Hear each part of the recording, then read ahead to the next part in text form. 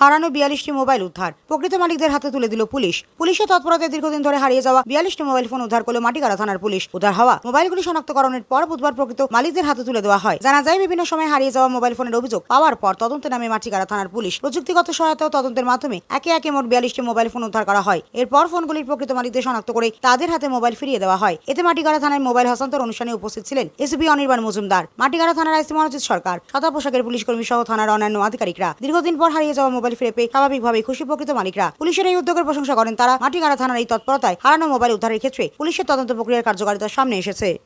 আজ আমরা নিঃশব্দে আমাদের থানার টিম, পিসি টিম সেটা করেই থাকে।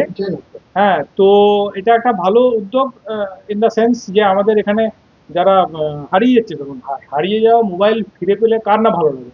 আজকে এদের আমরা যে আমাদের পুলিশ ফোর্স যে টাফ সিচুয়েশনে শুধু ক্রাইম আর এইসব জিনিস ডিটেকশন এগুলো নিয়ে কাজ করে থাকি, আমাদেরও ভালো লাগে কারোর মুখের হাসি ফিরিয়ে দিতে। তো এটাই বলবো যে এটা ভালো কাজ হয়েছে আইসি মাটিগাড়ার নেতৃত্বে। ওসিপিসি শ্রীমন্তবাবু তাদের মানে কি বলবো টিম ওয়ার্ক করেছেন। করে এটা আমাদের সিপি স্যারের যে ইনস্ট্রাকশন আছে যে এই মোবাইল ফোনগুলো যাদের লফুল ওনার যারা আছেন তাদেরকে ফিরিয়ে দেওয়া, তাদের আইডেন্টিটি ভেরিফাই করেই তাদেরকে ফিরিয়ে দেওয়া হচ্ছে এবং তারাও খুশি। মোস্ট প্রবাবলি আরও যেসব এখনো পেন্ডিং আছে, চেষ্টা চলছে সেগুলো রিকভারি করার। সেগুলো রিকভারি হলেও আমরা যথাসময়ে তাদের রাইটফুল ওনারদের সেটা ফিরিয়ে দেওয়া হবে।